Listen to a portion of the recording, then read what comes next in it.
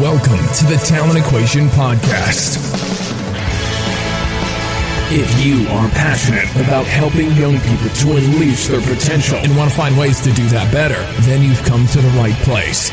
The Talent Equation Podcast seeks to answer the important questions facing parents, coaches, and talent developers as they try to help young people become the best they can be. This is a series of unscripted, unpolished conversations between people at the razor's edge of the talent community who are prepared to share their knowledge, experiences, and challenges in an effort to help others get better faster. Listen, reflect, and don't forget to join the discussion at thetalentequation.co.uk. Enjoy the show.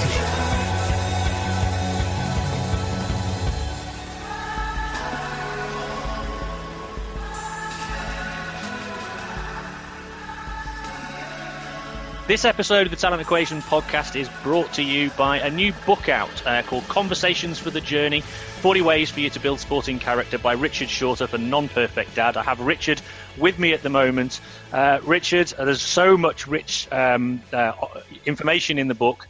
Can you pick out one of your favourites in terms of the conversations, the things that you think is going to have the biggest impact for parents and coaches out there? Brilliant, thank you, Stuart. Well, when I travel around and go into different schools or kind of talent environments, I often ask coaches, what's one of the big takeaways you want for parents from the parents' meeting that I'm going to deliver? And often around allowing children to be self-organised and parents not kind of mollycoddling their children. So question 8 is, I'm your parent, not your slave. And the question is, when would it be most helpful for you to take responsibility for your own sporting arrangements? And really, it's an opportunity for parents and children to start to talk about when is it right for a child to pack their own bag, what happens if kit is forgotten, who needs to be thinking about snack, drink, etc., etc.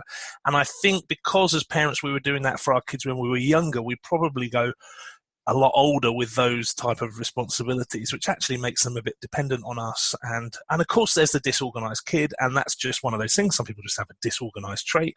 But for me, I think coaches are looking to enable parents to let their kids kind of take control of their own sporting journey.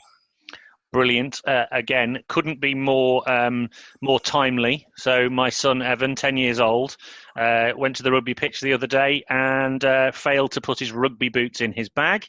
Fortunately for him, we live 200 yards away from the rugby pitch, so we were able to go and recover them. However, he still lost fortnight privileges for a week for failing to take organisation, which he'd agreed to. And so there's some learning to be done there. So it's a very, very live. Hey, look, there's so much more in the book. How do people get hold of it? And I believe you've also got a kind of a bit of a special deal for multiple purchases if whole teams or clubs want to get hold of the book. Yeah, I'd really encourage coaches if you go to my website, Non-Perfect Dad, which is non-perfectdad.co.uk /talent equation. You'll see a team pack deal there, which is to get 25, and that's the cheapest way of getting 25 I've kind of ever offered. And with that pack comes 10 ways to use that pack with your parents. So it might be you give your parents a copy of the book and a thank you card from their child for their effort for the season. It might be you're going on tour and you want to raise a little bit of extra money, and so you can sell them on hire and get a bit of extra money for tour. There are lots of different ideas in there for how you as a coach might continually resource parents to engage in healthy conversations with their children that nurture that character and mindset young people need to be successful on and off the sports pitch. I know loads of coaches are looking for ways in which they can engage parents more effectively. And so the fact that you've got that solution out there that's like a win-win proposition. So encourage everybody to get out there and buy that. It should be like the best Christmas present you can give to all the kids, all the parents and all the kids in your club. And I think it will pay you back in spades. So Richard, highly recommended. Everybody get out there and use the link and get hold of this book. It will give you endless value. Amanda Visek, I am delighted to welcome you to my podcast after about 2 years ago when we tried to do a recording and the technology at my end failed. I'm hoping we're going to have, touching wood, I'm hoping we're going to have a better time this round. And it's been a long time coming. I'm to blame because I have invited you several times and then had to bail out, but I'm really pleased to be able to have you on the podcast. Yeah, happy to be here again. Great stuff. I guess the starting point is, you know what's fascinating for me? I'll talk about this. Your research, I've been a big fan of your research for a long, long time, as you well know. But what always fascinates me is when I'm out there speaking to coaches, speaking to people in the sports space, the people who don't know about it always fascinates me. Starting point, I suppose, is I'd be really interested if you wouldn't mind just taking us on the kind of the whole journey of how you got into this whole space of working in the kind of kids sports space, researching in this stuff, and where it all came from, really. Okay. I'll try and do it briefly if I can.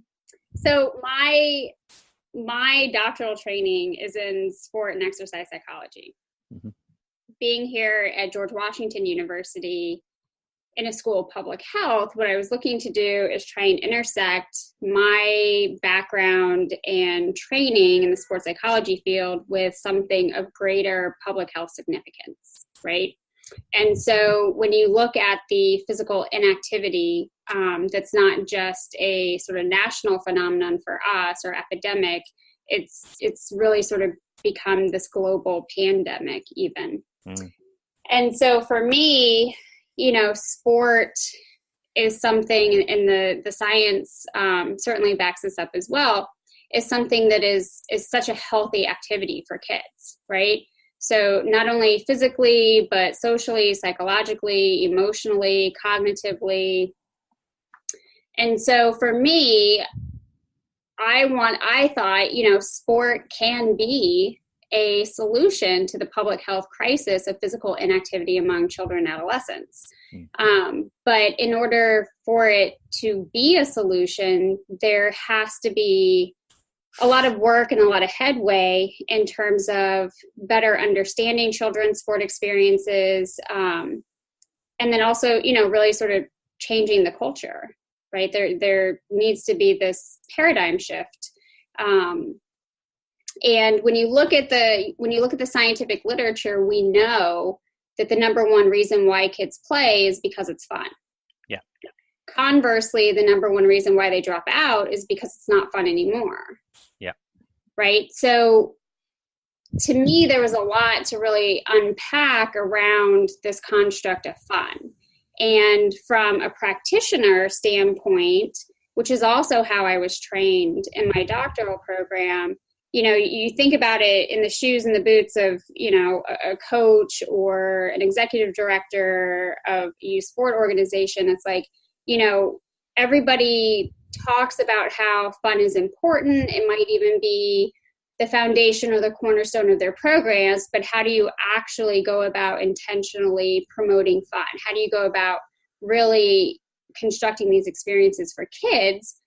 And when you ask people that, they just sort of have a blank stare on their face, right? Yeah. It's something that we sort of hope happens, So we have all these, great coaching curriculums and other things that have been based upon science, but in terms of the quality of a child's experience, it's sort of this thing that we just sort of hope happens, this sort of passive thing. And so for me, it really became about, how do we do science in such a way that it's palatable and you can put it in the hands of coaches and parents and league directors where they can actually act on it. And so that was really sort of the impetus behind the grant that we wrote, the funding that we received, and ultimately the series of studies that we did. So that you got this area now, you're thinking, right, how can we make this activity? We all think that kids love sport. Turns out that actually quite a lot are turned off by it. We need to then start drilling into what is it about sport that actually makes it fun, makes it engaging, and this, that, and the other. How did you even conceive of working through how you were going to, kind of even take a concept, this quite nebulous concept like fun? How did you that even start thinking about, how are we going to study this thing? What was the process? So I was introduced to this research methodology called concept mapping. Okay. And for me, it was something that as a scientist practitioner, I fell in love with because as an athlete or former athlete myself, I was a very visual learner, and I still am. And so if you think about it from a coaching perspective, and you think about, X's and O's and game plays and things like that, sport is a very visual thing. And the way that we go about coaching sport, instructing sport, particularly at younger levels, it's a very visual, very kinesthetic, thing.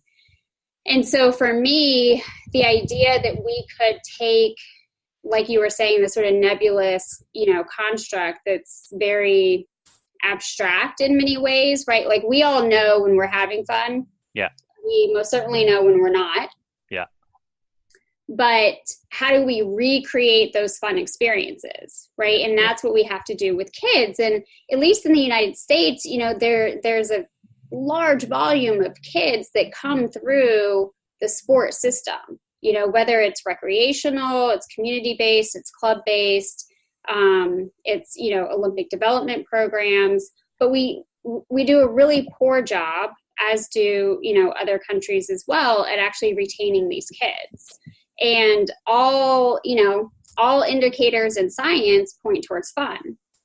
So for me, I had, been fortunate to be introduced to this concept mapping methodology by a mentor, and started to brainstorm really like, okay, so how can I take this and apply it in a way that can be palatable within the youth sport setting, but that also addresses something of grave public health concern, right? Which is keeping kids involved in sport-based physical activity.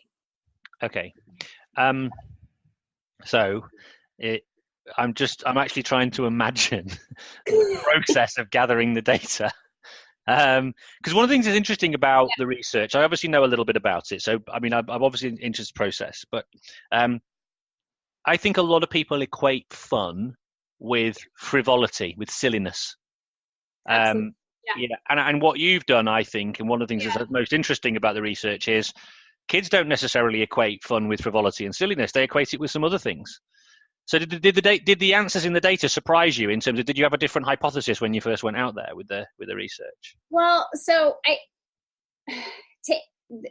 there's lots of questions there, right? Sorry, I threw a lot at you. Some of it. So just to take everyone through the methodology, right? Because it's quite it's a phased approach. So each activity that we had the kids do was built upon another activity that ultimately resulted in what we call these fun maps, right? So the idea was that we wanted to take fun and basically define it in the most concrete, actionable ways possible, right? But what value is there in saying like, oh, Amanda, who's the sports scientist, like this is how she defines fun, or this is how, Stu defines fun. Like you need to actually talk to the kids. And so that was I think the impetus and part of the power was giving children a voice. Yeah. Right. And so what we did is we went into the youth soccer community, and we did that for a number of reasons. One, there's a high saturation of soccer in this particular area, in the Washington, D.C. metropolitan area. Two, it's a team sport that is played by both girls and boys alike. And it's one of the most socioeconomically accessible sports that there is. Right. And so we really needed to embed ourselves in a community, because we were going to keep coming back to these kids, right, and engaging them in this research process, which was very iterative. So the first phase is we worked with about 142 kids, and they aged and ranged from about 8 to 9 all the way up to 19. And we stratified them so that we had equal representation of both girls and boys, and across both recreational and competitive levels as well. So we went into the youth soccer community, we worked with these kids, and the first thing that we did is we did what's called brainstorming with them. So we gave them a sentence stem, and we asked them to complete it and generate as many ideas as they possibly could. Right? So that set in STEM was one thing that makes playing sports fun for players is, and the kids generated a list of as many possible different things as they could think of. And so because we were working specifically in the sport of soccer, you know, every research study has its limitations, right? And so that could be a limitation of ours in terms of generalizability. So because, you know, there's probably really no amount of money or resources that would have enabled us to be able to engage all sports possible. What we did is we asked the kids, you know, when you're brainstorming, you're thinking about all these ideas, you know, yeah, we want you to think about soccer, but, you know, what other sports do you play? Right. Do you play basketball? Do you play football? Do you play tennis? Do you do girls on the run? You know, what are the other things that you do? And so we would, you know, sort of prime them in the sense of bringing those experiences to the forefront of their brain as well while they're brainstorming. Got it. And so ultimately what ended up happening was, coincidentally, with the kids that we engaged in this particular study, 75.5% of them played sports other than soccer as well. So we were pretty confident that in the ideas that they generated, that they were going to be generalizable across team sports. Yeah. And so after they had brainstormed all of their different ideas, we took that data back to the lab. And then we also had parents and coaches that we engaged as well. And so when we collected the brainstorming data from them, we did it online. That way it was easy, it was accessible, they could do it when they had a moment. And so we took the player data, the parent data, and the coach data, and we analyzed all of it through a process called content analysis or idea synthesis.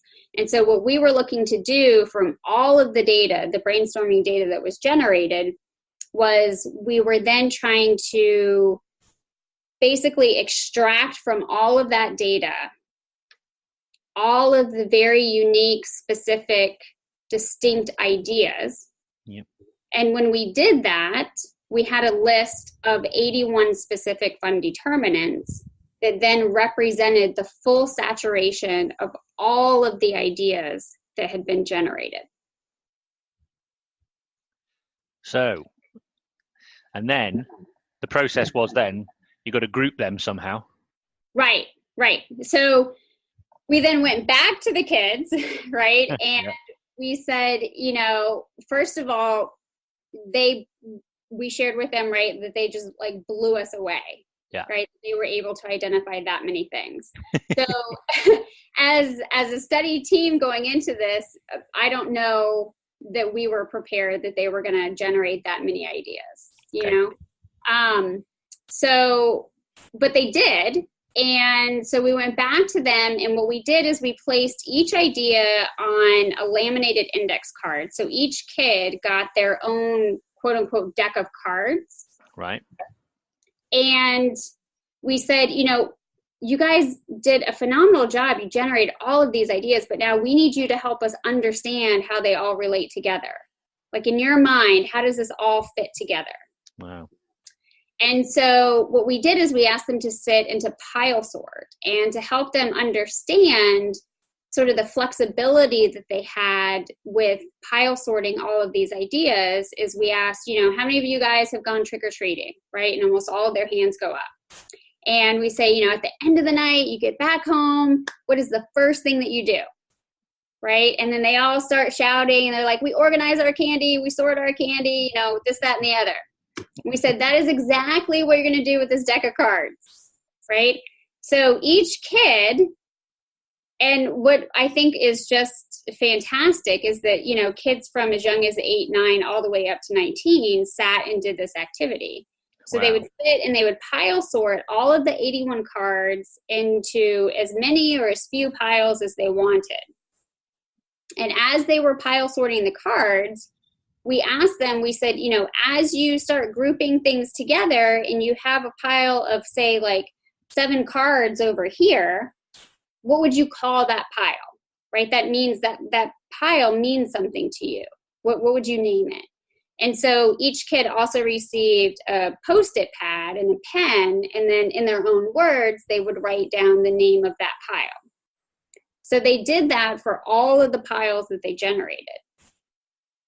And so as a study team, we would then, after they had finished pile sorting, we would record how they sorted all of those ideas. And then for the parents and the coaches, they did the same thing, only they also, again, they did it online. And so what they would have on the online platform is, on one hand or the left-hand side of the screen, they would have a randomized list of all 81 cards that were given to the kids in the same exact randomized order. And they would just do a drag and drop method onto white space on the screen to create their piles. Wow. And then we would also name their piles. So we aggregate all of that data. And then the third activity that we asked them all to do was to help differentiate for us, like, what is most important and what is least important. Because you all generated 81 specific things, right, that make playing soccer, basketball, whatever it is, fun for you. Now we need you to help, sort of distinct what is more important and what is less important, because they all can't be equally important. So we would have them rate each of the fun determinants on a scale of 1 to 5 in terms of less importance or greater importance. Right now, so now there's the obvious question. So what comes out on top, and how did they rank them? So what I love is, what I got in my head? I've got, the movie Inside Out? The animated cartoon? Yeah. So Riley, the little girl, is inside her head, and she's got her personality islands. Yeah. I've kind of got that in my head. Okay. Yeah. the islands are fun. Yeah. No, so exactly. So what ends up happening, and sort of the beauty, I think, of concept mapping is it takes, all of this quantitative and sorting data, and we're able to then aggregate it and produce these maps, right? These like visual blueprints of what fun looks like for kids, right? So now we have this, what was before this sort of abstract concept and this emotive feeling that we have inside. But yeah, we're having fun. No, we're not. But if we are, what does it look like, right? And so now we have a map that is essentially the visual landscape, if you will, of what fun is and how to construct it from lots of different dimensions. So based upon how the kids sorted all of the 81 fun determinants into those piles, essentially when you aggregate all of the sorting data together, it results in 11 specific piles or factors, if you will. 11 fun factors. 11 fun factors. So among them are trying hard, positive teen dynamics, positive coaching, learning and improving, game time support. I'm looking over here at my cheat sheet. Games, practice, team friendships, mental bonuses, team rituals, and swag. Awesome. Right? Yeah. So you have all of the 81 ideas that are basically have been organized into those very discrete factors, right? So we're able to generate a map that coaches can look at, and they can see, okay, this is positive coaching, and here's the 12 specific fun factors within it. Well, if I'm a coach, like, that's great, but I want more, right? I want to know, well, what's most important among these 12 fun determinants that kids define as positive coaching, which is essential to high quality fun experiences. So what we were able to do with the rating data is that we then aggregated and overlaid the rating data to create a 3-dimensional fun map. So coaches can look at the map now, and they can see very distinctly that the fun factors of trying hard, positive teen dynamics, and positive coaching are the 3 most important based upon the height of the factor in 3-dimensional space. And then they can also very easily see that swag and team rituals are at the bottom. Uh-huh. And when you say the height, is that because there's more determinants within that pile? It means, no, not necessarily the number of determinants, but the level of importance of all of the determinants that are within that pile. Okay. So if you have if this is positive coaching, right?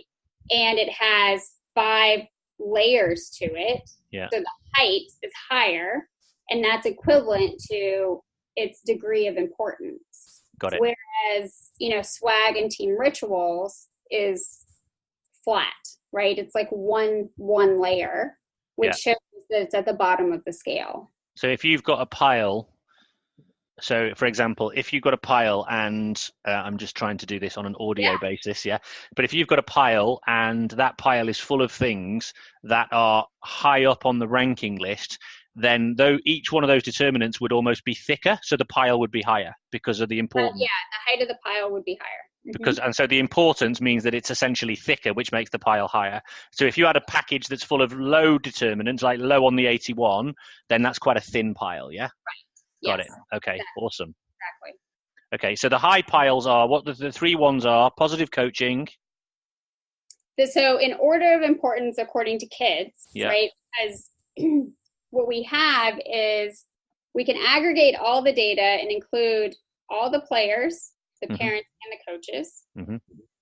But when we extract the adults, right, all of their data, and we look at just what the kids said, then the number one fun factor is trying hard, followed by positive team dynamics, followed by positive coaching, learning and improving, and so on. So the top 3 are: they want to try hard, they want they want their positive team dynamics, and they want positive coaching. Yeah. So when you think about, how do kids define trying hard, right? It's giving full effort. It's competing really hard. It's, being active. It's going after the ball. It's everything that's really related to effort. Right. And in some regards, the high motivation as well. Yeah. Surrounding that, when you think about the dynamics of a team sport, right, your peers, your teammates are instrumental. So the other component of that fun experience is being well coordinated, right, and playing well together with your teammates. And not only supporting your teammates, which they identified as positive team dynamics, but they also identified being supported by their teammates, right? And then to round it off in terms of the third factor, which was positive coaching. So if you think about it, the things that are within positive coaching, so they talked about, having a knowledgeable coach, having a coach that gives very clear, very consistent communication, right? A coach that can or is willing to, sort of jump in on the field and play with them in terms of interacting with drills and activities. It's being a coach that is very encouraging and that allows them to make mistakes. Right? So the kids talked about when we were brainstorming with them that, part of what makes playing soccer, whatever the sport is, fun is that they have those opportunities, right, in this learning environment to make mistakes and to learn from them. And they talk about how, learning and improving or taking something that they learn in practice, being able to execute it in a competitive game environment, that's fun. So when you think about what the science is telling us through this particular study is that when you look at all the determinants of trying hard, positive team dynamics, and positive coaching, that sort of debunks the myth that fun is, this sort of frivolous, silly, it's all about just laughing and goofing off. So one of the things that's interesting about this as well is the positive coaching one are the kind of almost like the explicit behaviors that the kids associate with good coaching. But when I think about it, particularly the stuff around, say, let's say positive team dynamics, coaches have quite a big role to play in creating those positive team dynamics as well. So it's more like that's more like an indirect thing that the kids wouldn't necessarily notice, but they're still picking up on. Absolutely. Absolutely. Right. So if you think about it from a stakeholder perspective, right. So if you think about, we have the coaches, the players, and then their teammates, right. Yeah. Even though youth sport is organized, structured, implemented in theory, right, for the child, yeah, it's almost entirely constructed by adults. So, you know, in that way, the coach clearly plays, right, a very influential role. Yeah. And so through their ability to harness those determinants that define positive coaching, that then enables them to create an environment for positive team dynamics, and that, right, that cultivates effort and trying hard and improvement upon the kids. So I think what's important to understand is that while oftentimes in previous research, these things are sort of studied in silos, right? You do observational studies to understand coaching behavior. Yeah. You do studies to understand, you know, the motivation of athletes. Yeah. What the fun maps have done through concept mapping is really sort of pull everything together under one umbrella and shows us the interrelatedness between all of these different things. Right.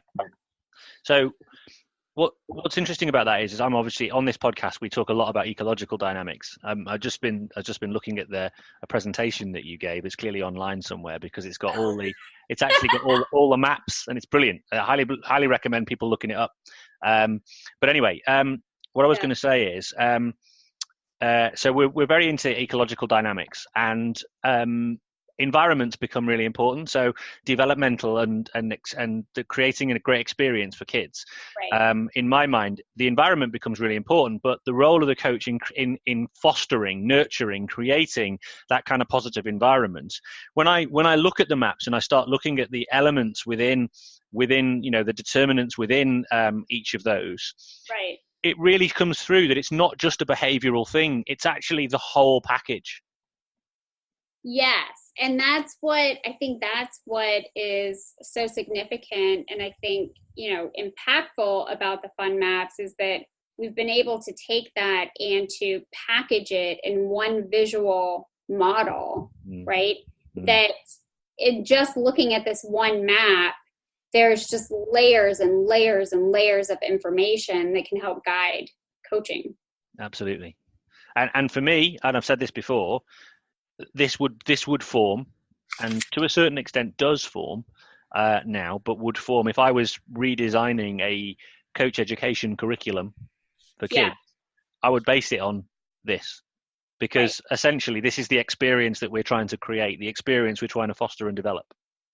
Right. And now I think what is helpful and is palatable is we've been able to take science and create it in a visual way, right? So it's not just this dingy scientific paper that collects dust on a bookshelf somewhere, right? But now you have this very visual model that is accessible and consumable, right? By anyone. It's easy to understand. Yeah. And it then directs, you know, evidence-informed practice. I mean, ultimately, that's what we want to do, right? We want to practice, we want to coach, we want to cultivate these environments in a way that is supported by science. And now, when it comes to fun, we have that. And the other sort of, I think, added sort of value to this is that there are lots of theories and models that are out there that have been studied for decades, and that we have lots of scientific, you know, evidence to support, whether we're talking about motivation within self-determination theory, or achievement goal theory, or competence motivation theory, or the 4 C's, all of these different theories that, whether just in psychology or sports psychology or sports science, we've used to understand athletes. And now we have literally a map that encapsulates theoretically all of those different things. Yeah. But has done it in not an theoretical way, but in a practical way. Yeah. That people can act on. Yeah.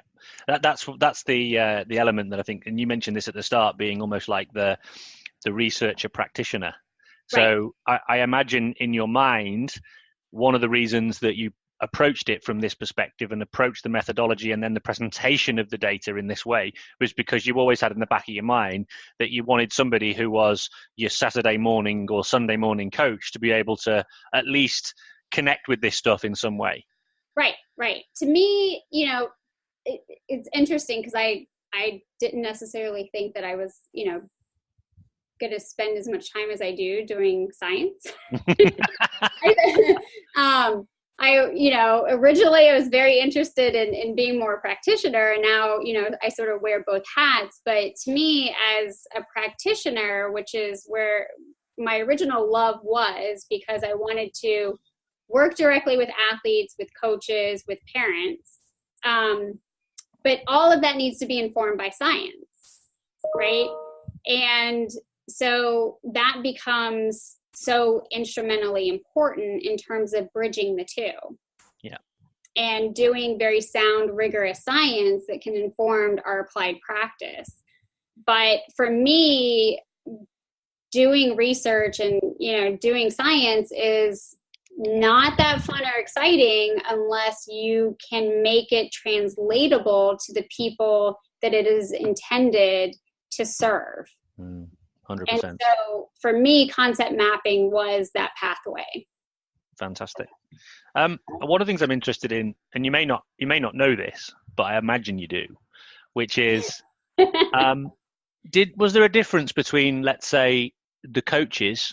So you mentioned stripping out the kids, and when the kids, was there a difference in terms of the concept maps for the adults and the kids?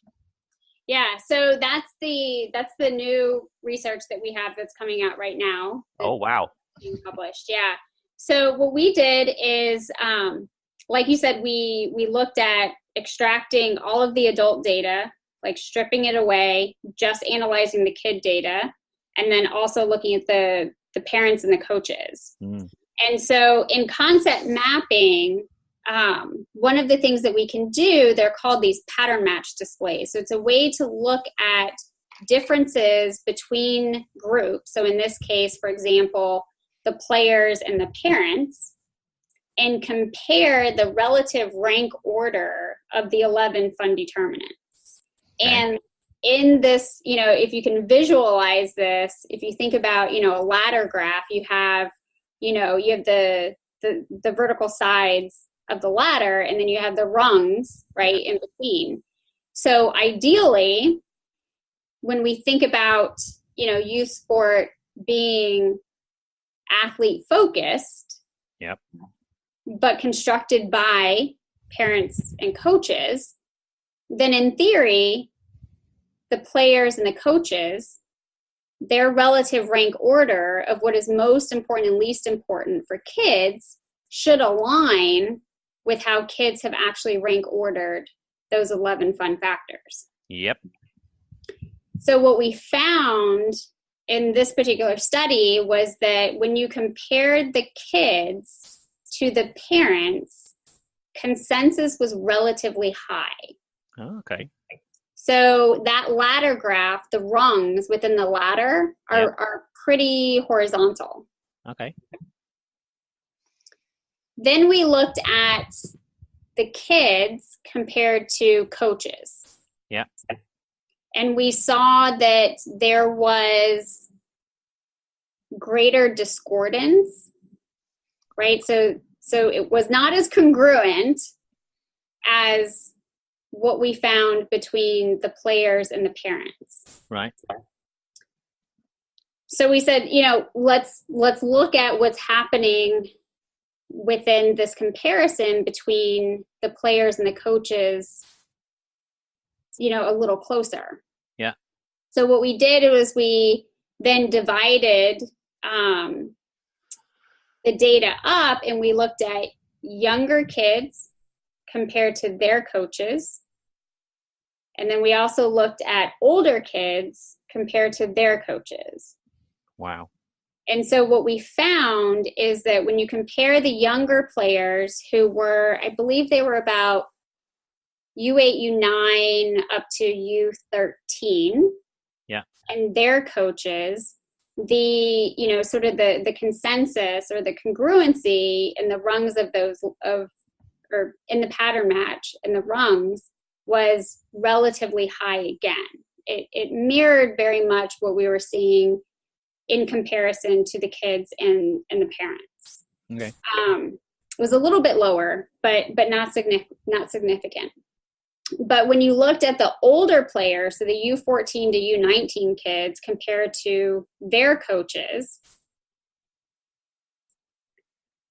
that level of congruency dropped significantly. Wow. Which makes sense when you think about what we already know from science, right? Which is that the number one reason why kids play is because it's fun. The reason why they drop out is because it's not fun anymore, right?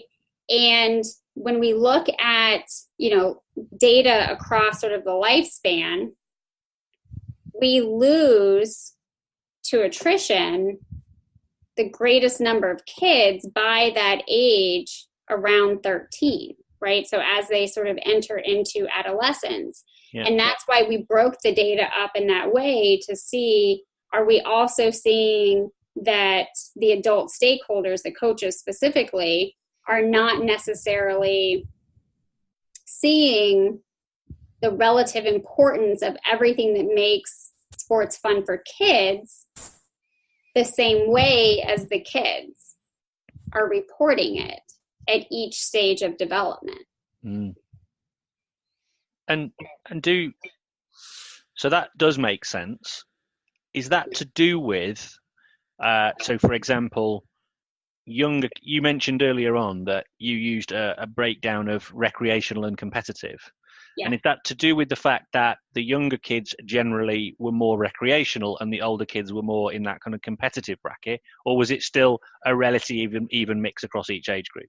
No, yeah. So we were very careful to stratify the sample of the kids so that we had equal representation of girls and boys, rec and travel, and then younger and older.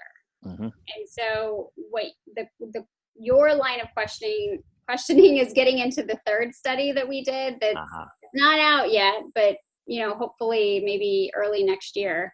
And what we found there is that, to your point of, the relative differences between the rec versus the travel kids, there are virtually no differences. Okay. So a lot of the perceptions that we hold about what we would expect to be different between rec versus travel doesn't hold. Okay. Right. Yeah. So what does that mean? Right. That means that these kids across competition level are more similar than they are different. Yeah. Okay. So the fun components and the congruence necessarily doesn't come just because the competitive dynamics shift. Yeah, not in the data that we have. Okay, it's interesting. In the UK, it's interesting because obviously you use the terms rec and travel. Don't have that in the UK. Don't have rec and travel. It's a small island. But the equivalent, I suppose, would be you've got young people who are playing kind of like local community stuff, and then as they start to play more seriously, they begin to play in leagues where there might be actually a little bit more traveling involved because they're playing at a slightly higher competitive level. But it's a similar idea basically, isn't it? You're playing locally in your community, or you're playing other teams and you have to travel further away to play those competitive matches. Yeah, and essentially what we found when we looked at this data was it doesn't matter how you slice it, whether you look at comparing girls and boys, rec and travel, older, younger, or any combined combination of those things. So we looked at every possible combination of child that you could think of. So, younger girls rec compared to older girls rec, compared to girls at a higher level. Like every possible combination we looked at and compared. And again, it doesn't really matter how you splice the data. They're all more similar than they are different. Okay. So, what does that tell us? What's the significance? Is that we as adults tend to be so focused on trying to find the ways in which people are different when in fact we're more the same. Yeah. And that, when it comes to fun and the idea of skill development or long-term athlete development, that we're probably overcomplicating things and doing things the wrong way. And so in that then, how do you mean by overcomplicating things and doing things the wrong way? Because I often I've recently been describing it more and more, that kind of talent development, so to speak, or player development can often be what I refer to as a mother load of counterintuition. And yes. and I think actually your research is similar to that, because it is quite counterintuitive. It's not necessarily what we would necessarily consider, and there's a slightly different thing here. So is there something similar here with the new research? Absolutely. Right, because what the data has shown is that it really debunks every expectation that we generally have, right? The idea that girls are so different from boys, and that, what drives fun for girls is, social relationships and being with their friends and smiling. No, it's no different than boys, right? Wow. Same thing when we talk about younger versus older. So it's sort of the counterintuitive way in which we think about these things, but the expectations that we hold are primarily constructed from, social norms and stereotypes. Yeah. And when we think about the gender stereotypes or the sex stereotypes between girls and boys and, men and women, science shows that doesn't hold. And so this idea that there's in the literature, there's what's called the gender similarities hypothesis and then the gender differences hypothesis. And what all of the data, these metasynthesis data studies that have been done have shown is that all of the science supports the gender similarities hypothesis. Wow. Now again, that's counterintuitive. That's something that I would not have thought of. That's not something that I would have expected at all.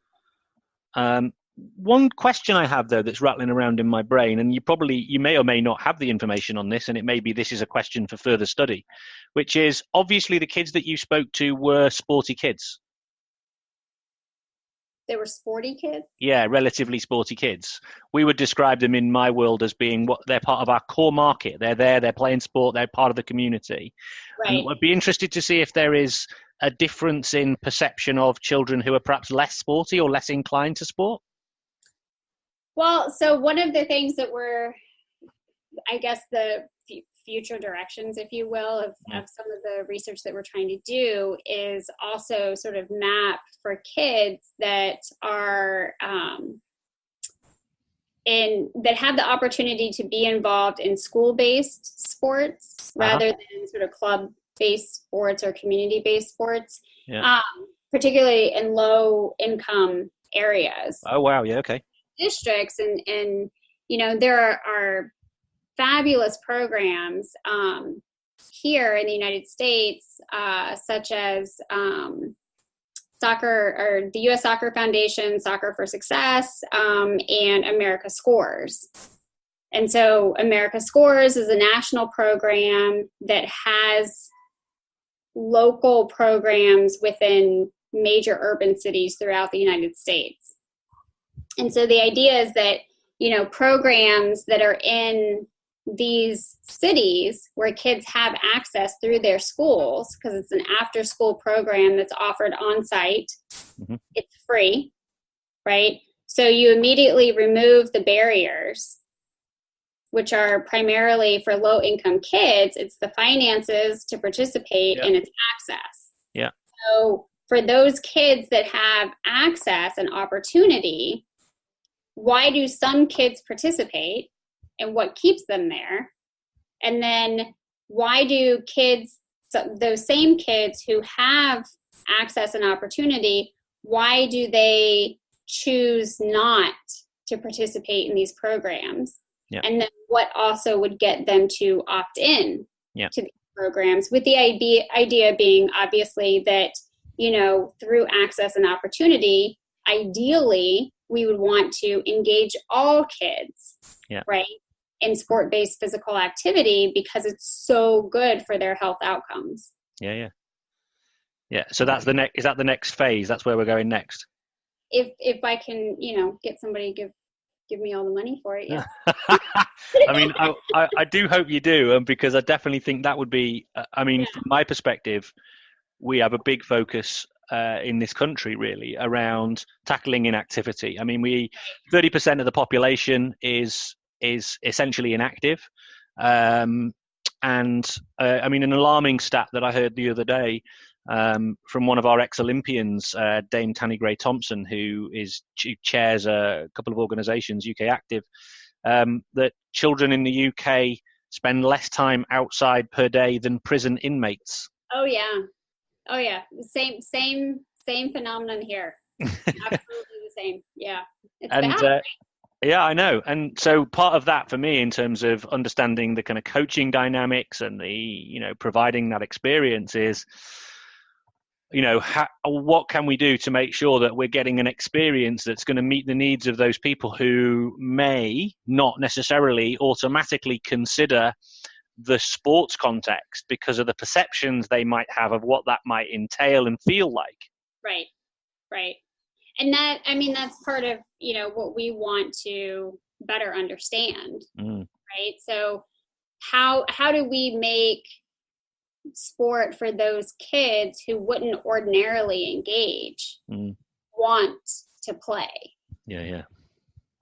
And interestingly, on the adult side of things, we've looked at what the kind of recreational provision within the sort of low income scenarios might be. And what's interesting is there's a move away from formal organized sports opportunities to more informal play-based activity.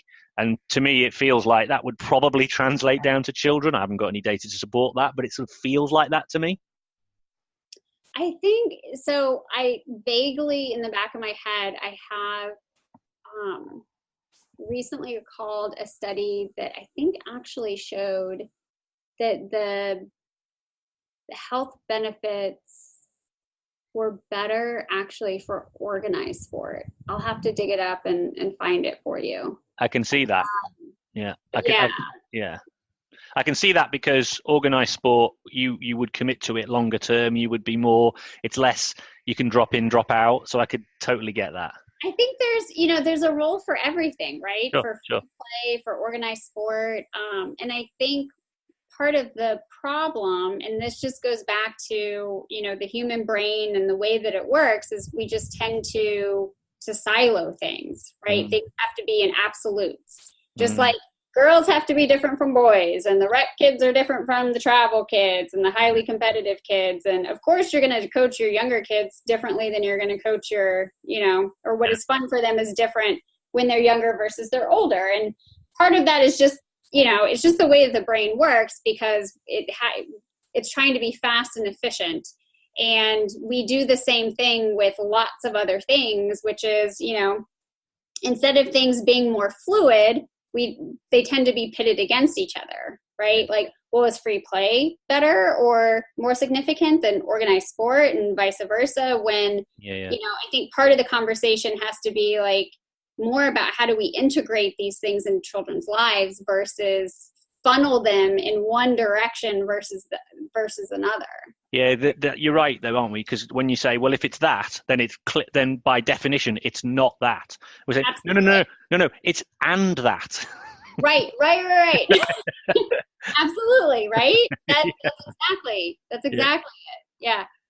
Just flicking back quickly to the ladders, the incongruence. So where you did see incongruence, how did that manifest? What were the characteristics of that incongruency? So it was interesting in that even though, right, there's really high congruence between the kids and the parents, right? Yeah. The parents rate the relative importance of game time support, right, which is everything that's actually related to them, much higher than the kids do, right? It's, in that way, it's not surprising because we tend to place, greater importance on the role of ourselves, right? Different experiences, and coaches were no different. Yeah. Right. So they rated themselves like all the way at the top, number one, right? That positive coaching is the number one fun factor, right? Kids ranked at number 3. It wasn't significantly different. What was significantly different was kids rated for them trying hard was number 1. Coaches rated it all the way down at number 6. Wow. Yeah. And it's interesting because in sharing some of this data, as we were collecting these studies or doing these studies, and we would, share with some of the coaches as things were unfolding that had participated in the study, and they go, "What? Trying hard? Like, that's fun?" Like, it just totally like threw their whole world upside down, right? Because, we tend to think about like, not that the idea being that we construct an entire practice or training session that is meant to be high quality fun, this high quality positive experience, but it's like, well, we'll leave fun for the end. So if you do this drill, that drill, and you behave, then you get to do this fun thing at the end, right? Or you get to scrimmage at the end, and that's fun. Yeah. So the idea that like that effort would be something that kids would define as like an integral part of their experience when it comes to fun, I think for a lot of coaches just makes them go, wow. But when you take pause and you ask them to really just sit on that, right? Like, just think about that and think about what drove you as either a child athlete, an adult athlete. When you think about your most fun experiences in sport or what was really fun about it, there's this whole internal component, and it's all based around, improving and giving your best effort and just going for it. Yeah. It's interesting. I frame sessions with my kids quite often, and I'll often say to them before we start, I'll say, look, what's going to make the session fun, or not even fun? What's going to make the session? What's going to make a good session for you? And they came up with 3 things which I've stuck with, and it was listening. Okay, really? Okay. You're like, what? I don't worry, I hold them accountable to that one. Right. Yeah, they'll say, and they said, listening, doing it with purpose. Yeah. And then the other one was focus. Yeah. So to me, that kind of speaks to trying hard. They've used their own language. Absolutely. Right. So, I tell stories all the time about, when I was an athlete, and it's like, when you have people around you that are goofing around, like, that was not fun for me. Like, I was focused and I wanted to learn, and I'm listening to the coach, and you're taking away from that, but ultimately, again, that's a lot of times how adults tend to sort of visualize what fun looks like. Yeah. And in the past, I would have let that run because I'm thinking, oh, they're having fun. Turns out they're not. Who knew? Right. Hey, listen, I love it. I could talk to you about this for ages. I mean, I know it's. I'm tempted to talk about it, but I probably won't. I know there's a dark side to this, which is the not fun. Yeah. And I know you've got some stuff there that's probably locked away that probably can't come out the vault, but one day hopefully we'll see the light of it.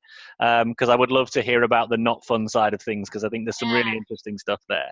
That's my goal for next year. Oh, brilliant. Okay, well, listen, would you be prepared to come back on when that does come out and share it with the audience? Because there's, again, if we know it's this, well, what isn't it then, Because I think there's some stuff there for me that, I mean, I think the idea of positive coaching and those sorts of things, lots of people go, yes, I can do that. Yes, that's me. Of course it is.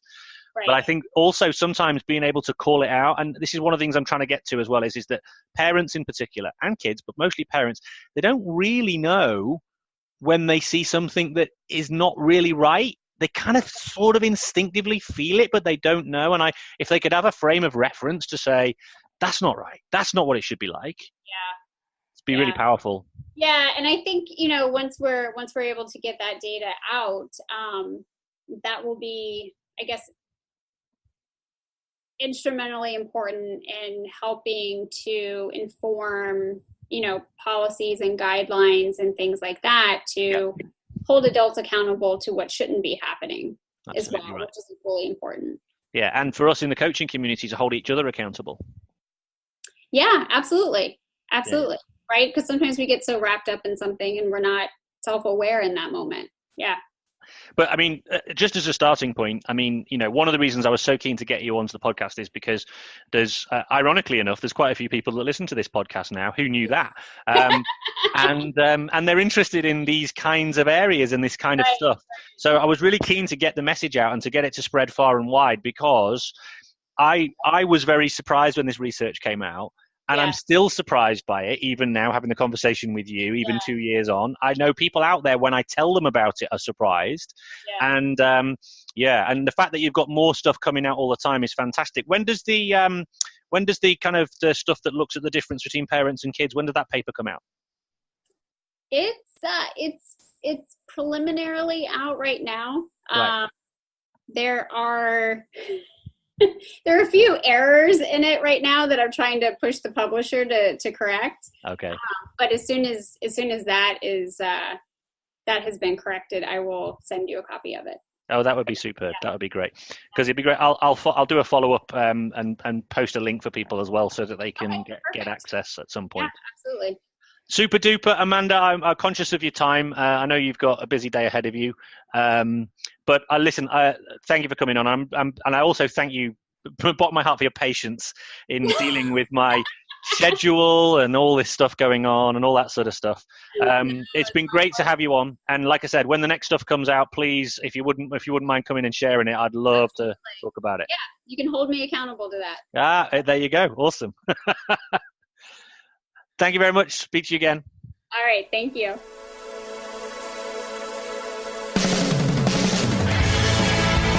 Thanks for listening to the Talent Equation podcast. If you like the show, then please consider supporting it by leaving a review on your favorite podcast player, telling your friends about it, or even becoming a hero and show your appreciation by becoming a patron. Just head over to thetalentequation.co.uk and click on the Becoming a Patron button at the top of the page. So there you have it. Really enjoyed that conversation with Amanda, and I'm just sorry that I haven't been able to get that one done before now. Like I said before at the start, there's been several false dawns, most of which my schedule getting in the way. However, I just really want more and more people to understand that research. I just think it's absolutely fascinating that, if we define fun for children, there's actually 81 elements within that of fun. But also, if we really begin to delve into that, fun for children isn't what some people consider it to be. It's not just about frivolity. It's not just about, messing around or anything like that. It's actually about working hard, being part of a group, developing, all those sorts of things, which I think is certainly I found that quite surprising. And I also it gave me a lot of confidence that a lot of the work I was trying to do, which is trying to combine fun and or sort of combine, I suppose, development with enjoyment, was on the right tracks, because that, it seems anyway, aligns to what the children are looking for. What's interesting, though, isn't it, was that piece of research there that shows that how coaches sometimes are not as connected to that. Parents are a bit more in tune, and coaches have a different mindset. So that's one of the key messages, I suppose, to take away from that, really, which is if we're going to make sure that we've got player-centered experiences, then we want to look at this research and then be able to work out how we can make our sessions map against what children are telling us is fun for them. Fascinating research. Really enjoyed the conversation. Hope that's got some takeaways for you. Have a great week of coaching, and remember, ditch those drills.